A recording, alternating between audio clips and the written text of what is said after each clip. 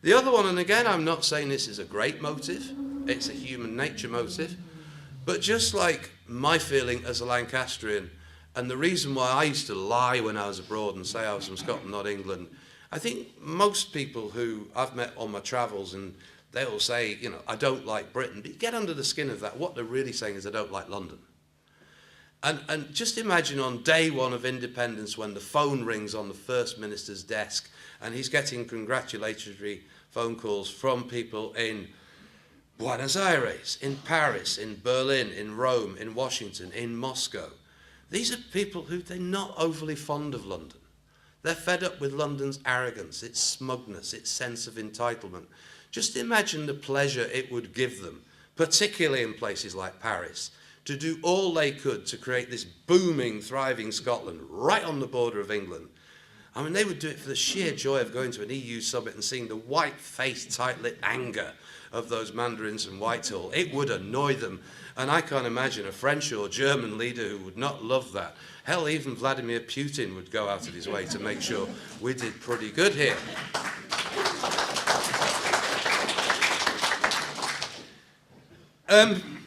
I'm going to go for one final reason as well, and for me this is a big one. I don't know how many people will accept this. There were statistics came out 2 or 3 weeks ago which are disgraceful, appalling, sickening, depressing. That statistic said that the 85 richest people on our planet now own more than the 3.5 billion poorest people on our planet. As was touched on before, big number.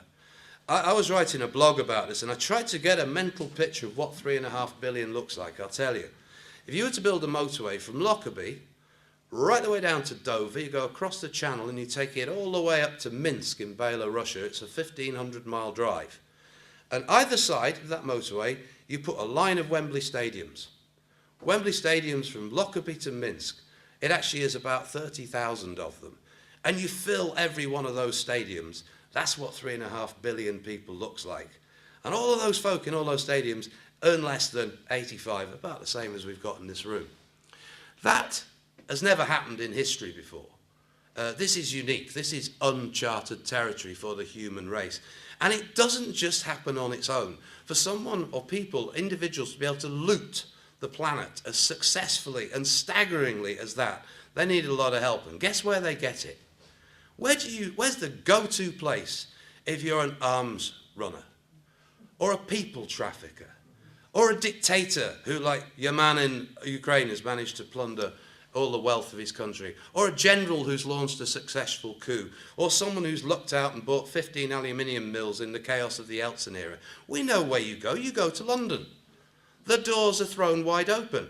And how do you handle all this money? How do you avoid the tax? How do you shift it round from Grand Cayman to Luxembourg, to Monte Carlo, to Jersey, and all around the place? Well, of course, you go to those bright, shiny towers on Canary Wharf, and they'll do the whole job for you. It is so tawdry. You've got a mistress, look at the shops. You want a house, get a 50 million quid house in Hampstead. Who cares if it forces the rest of the housing market up? The doors are always open. Does that affect us? Yeah, I think it does affect us. It affected us last week. Last week, Mr. Putin decided he wanted a chunk of somebody else's country, so he sent his soldiers in to take it. And Britain and all our allies got our heads together to think, what can we do to register our displeasure and do something about it? But of course, Britain really wasn't able to do much because some idiot walked up Downing Street with some piece of papers which got photographed by a long-angled lens, which said, whatever we do, the interest of the City of London must come first. The interest of those Russian oligarchs must come first because we want their money. So we aren't going to do anything. It's the same old message. It's the message we get every single time on anything our country does around the world. You know what? In France, the maximum legal interest rate that any company can charge is 15%. In Germany, it's 9%. It's smart, it's sensible, it's socially just. Wonga are now on 3,200% because the interest of the City of London will always come first. Well, that for me is a really good reason to vote yes in September, because I am fed up with being associated with this sort of horrible place that Britain has become, that's driven by these ghastly interests, the levels of corruption, the fact we'll welcome the very worst people in the world to our country so long as they've got a big enough checkbook. And that's, for me, the biggest reason. I look forward to one day be travelling, and someone says, where are you from? I say Scotland. And that is not some province who will doff our caps on a regular basis to those in London because we hope they'll give us a bit more pocket money. That's an independent place which I really, really believe can do better, much, much better than Britain's doing right now. In fact, I think it can be a place where you can be really proud to say, that is where I'm from. Thank you.